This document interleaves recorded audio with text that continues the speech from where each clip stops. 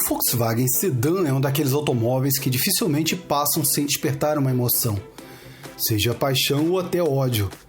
Para alguns, um projeto arcaico, para outros, um projeto eterno, feito para durar. O Fusca, feito a princípio a pedido de Hitler a Ferdinand Porsche, o velho Beetle foi nomeado Volkswagen, que, como todos sabem, provém do idioma alemão o seu significado e é carro do povo. Depois foi nomeado Volkswagen Sedan e, partindo de um apelido nascido no Brasil, acabou sendo nomeado oficialmente aqui no Brasil como Fusca. Eis aqui um pouco da história do Fusca, embora não tenha vivido aquela época que fez do Fusca um candidato ao carro do século. No início da década de 30, Ferdinand Porsche desenvolveu um projeto na sua própria garagem em Stuttgart, Alemanha. O primeiro projeto do Fusca era equipado com um motor 2 cilindros refrigerado a ar que tinha um rendimento absolutamente péssimo. Criaram um motor 4 cilindros, opostos 2 a 2, chamado de Boxster, também refrigerado a ar com suspensão independente dianteira, que funcionava através de barras de torção. Foi um projeto ousadamente revolucionário, pois até então os carros da época eram feitos com motores refrigerados a água e suspensão que em sua maioria usavam feixe de molas, tipo suspensão de caminhões ou molas helicoidais. Lançado oficialmente em 1935 pelo então projetista Ferdinand Porsche, o Volkswagen podia ser comprado por quase todos. Ao preço 990 marcos, e era equipado com motor refrigerado a ar, sistema elétrico de 6 volts, câmbio seco de 4 marchas, que até então só se fabricavam carros com caixa de câmbio inferiores a 3 marchas. Daí as evoluções foram constantes. Sistema de freios a tambor, caixa de direção tipo rosca, sem fim, evoluções estéticas como o quebra-vento, lado abertura da porta no início, a porta abria do lado oposto, saída única de escapamento, estribo, entre outras. Em 1936, já reformulado com bastante semelhanças ao Fusca de hoje, o Volkswagen era equipado com 2 pequenas janelas traseiras. Em 1937, existiam 30 outros modelos sendo testados na Alemanha, e a partir de 1938, iniciou-se a construção em Hannover de uma fábrica ao qual o Volkswagen seria construído na forma de fabricação em série. Em 1939, devido ao início da Segunda Guerra Mundial, o Volkswagen acabou virando veículo militar. Derivados do Fusca, como Jeeps e até um modelo anfíbio, o Schwingwagen. Atualmente existem 3 no mundo e 1 no Brasil. A mecânica também haveria mudado, virabequim, pistões, válvulas, motor de 995 cilindradas e 19 cavalos, passou a ser de 1.131 cilindradas e 26 cavalos. Mais de 70 mil unidades militares foram produzidas. Ao término da Segunda Guerra Mundial, a fábrica que estava sendo construída em Hannover estava quase que inteiramente destruída. Seus projetistas, ninguém sabia por onde andavam, e de suas versões militares ninguém mais precisara. Por pouco não foi o fim do Volkswagen. Até um major inglês redescobriu o Volkswagen, e Van Rist resolveu adotar o velho Volkswagen entre os escombros da antiga fábrica. A versão original do Volkswagen passou a ser reaproveitada. Retomada a sua fabricação, o Volkswagen passou a ser utilizado em serviços de primeira necessidade, escassos naquela época, como correio, atendimento médico, etc. Em 1946, portanto, um ano depois, já existiam 10 mil Volkswagen Sedans em circulação. Em 1948, existiam 25 mil, sendo 4.400 para exportação. Em 1949, o Fusca já teria seu próprio mercado nos Estados Unidos. Basicamente, o Fusca até então era um projeto que havia dado certo até meados de 1956. Quase nada havia mecanicamente mudado seu projeto original, porém a aparência do Fusca haveria mudado bastante em 1951. Haviam 2 janelas repartidas na parte traseira, embora continuassem os quebra-ventos, mas em 1953 o Fusca surgia com quebra-ventos nas janelas laterais e a partir da segunda série deste ano, a janela traseira se resumiu a uma única em formato oval. Neste ano, o Fusca começou a ser montado no Brasil e em 1959 o Fusca começou a ser fabricado no Brasil. Em 1961, no segundo semestre, o sistema de sinaleiros pisca-pisca deixa de ser uma barra na coluna lateral central, também chamada de bananinha, para as laterais traseiras, juntamente com as luzes de freio. E assim as mudanças foram surgindo. O câmbio deixa de seco para ter as 4 marchas sincronizadas, o mesmo que existe até hoje. Em 1967, o Fusca passa por uma importante mudança. Ele ganha motor 1.300 cilindradas ao invés de 1.200, que o equipava até então. Os aros das rodas também receberam furos para melhor ventilação do sistema de freios. Já em 1968, foi provado que o sistema de 6 volts que o equipava não se mostrava tão eficiente.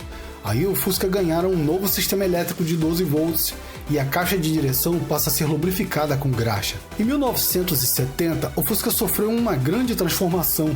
Continuando com a versão de 1.300 cilindradas, surgiram as versões de 1.500 cilindradas no segundo semestre, e esse com 52 cavalos de potência. Carinhosamente apelidado de Fuscão, para essa versão, o Fusca também recebeu uma barra compensadora no eixo traseiro, para finalidade de maior estabilidade. Esteticamente, o capô do motor ganhou aberturas para maior ventilação, novas lanternas, cintos de segurança. Como opcional, o Fusca tinha freios a disco na dianteira. Mas mudanças vieram em 1973, um novo sistema de carburação com carburadores recalibrados para menor consumo e novo distribuidor a vácuo centrífugo deram mais ênfase ao carro que, sem dúvida, era um sucesso total. Nunca vendeu tanto Fusca no Brasil como no ano de 1964. O Fusca teve uma produção de 239.393 unidades somente em 1974, comparado à produção de 1969, que era de 126.319 unidades. Foi um impressionante salto nas vendas. Tudo provava o absoluto sucesso do Fusca, e também nessa época que surgiu o Fusca com motorização 1600S, que rendia 65 cavalos com dupla carburação. As mudanças mecânicas para esse ano eram o eixo dianteiro com bitola mais larga, e a mudança estética foi o maior para-brisa para as versões 1300 e 1500. Em 1975, a linha Volkswagen foi ampliada com a chegada do novo motor 1300, versão 1300L, e o motor 1600 passou a ter a alavanca de câmbio mais curta e o filtro de ar com carburador de papel. Outras alterações também vieram, como painel e outras estéticas. Em 1978, o bocal do tanque de combustível passou a ser do lado externo do carro e não dentro do porta-malas, como mostrava-se até então. Em 1979, no segundo semestre, as lanternas traseiras ganharam nova forma e, pelo seu grande tamanho, essa versão do Fusca, a partir desse ano, foi apelidada de Fuscão Fafá. Após 4 anos sem mudanças, em 1983, o Super Fuscão desaparece. Adotaram o nome oficial de Fusca, com algumas poucas inovações, como caixa de câmbio Lifetime, dispensa trocas periódicas de lubrificante, ignição eletrônica nos modelos a álcool, bomba de combustível com proteção anticorrosiva, válvulas termopneumáticas nas entradas dos filtros de ar e com a função de controlar a temperatura do ar aspirado para a finalidade de melhorar a queima da mistura. Mas no ano seguinte, portanto, em 1984, muda tudo. A versão 1300 do Fusca desaparece, surge aí um novo 1600 com pistões, cilindros e cabeçotes redesenhados, além de novas câmaras de combustão. O novo motor rendia 46 cavalos a 4.000 RPMs e torque máximo de 10,1 kgfm e a 2.000 RPMs. Agora a medição foi feita no método DIN e não mais no SAE. Equipavam a versão também novos freios a disco na dianteira e barra estabilizadora traseira redesenhada para uma melhor performance aerodinâmica.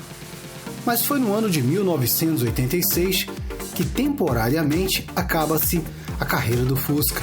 Embora o México não parar de produzi-lo, no Brasil sua linha de montagem chega ao fim.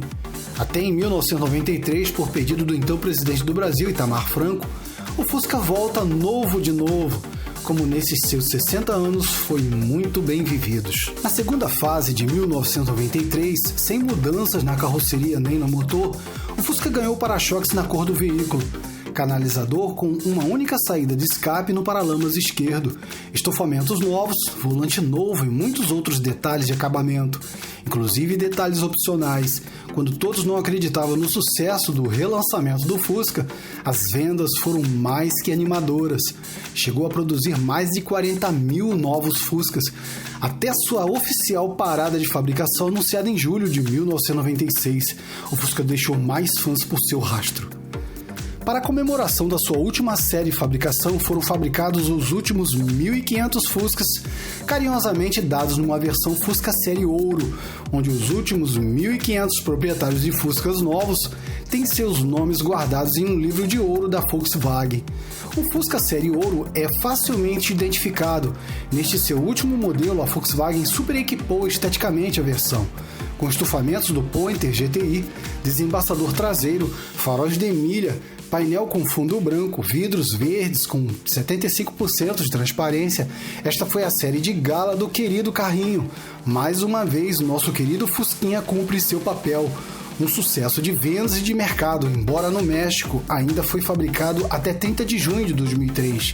Outra novidade foi o sucesso de seu relançamento oficial, montado em chassis do Volkswagen Golf e com seu novo nome já definido, o Beetle volta às ruas mostrando sua nova cara e dando continuidade a essa inigualável carreira que o querido carrinho fez por merecer.